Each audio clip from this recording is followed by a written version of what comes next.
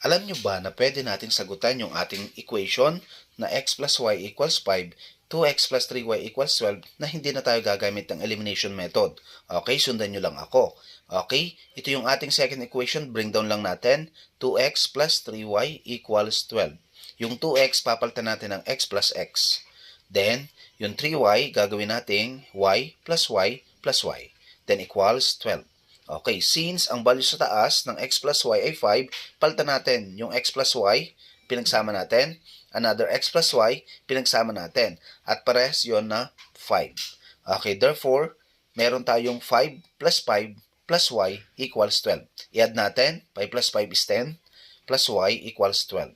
Then, y equals 12, iliban natin yun sa right side, magiging negative 10. Y equals 12 minus 10, ang value ng y dito ay 2. Malinaw kung ang y ay 2, sa ating first equation, x plus y equals 5, anong value ng x? Very good. Okay, tama na ang x natin ay 3.